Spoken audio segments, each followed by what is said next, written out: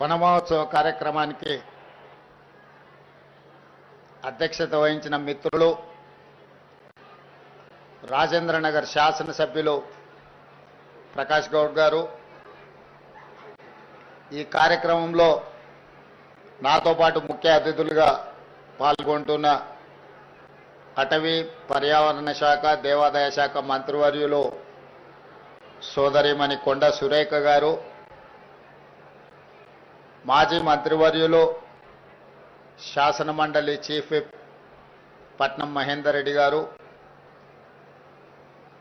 చేవెళ్ళ శాసనసభ్యులు మిత్రులు Kale Yadaiah garu, Greater Hyderabad municipal corporation deputy mayor Srilatha Shobhan Reddy garu, corporation chairman Narasimha Reddy గారు, అదేవిధంగా గ్రంథాలయ సంస్థల చైర్మన్ మధుసూదన్ రెడ్డి గారు, వేదిక మీద ఉన్న పెద్దలు,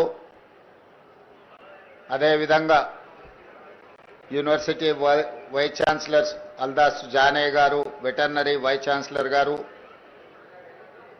అటవీ శాఖ అధికారులు, ఇక్కడికి విచ్చేసిన మా ఆడబిడ్డలందరికీ కూడా నమస్కారం, ధన్యవాదాలు. ఇది ఒక మంచి కార్యక్రమం. అక్క కొండ సురేఖ గారు చెప్పినట్టు మనం చెట్టును కాపాడితే చెట్టు మనల్ని కాపాడుతుంది అని. పెద్దలు వనమే మనం, మనమే వనం అన్నారు.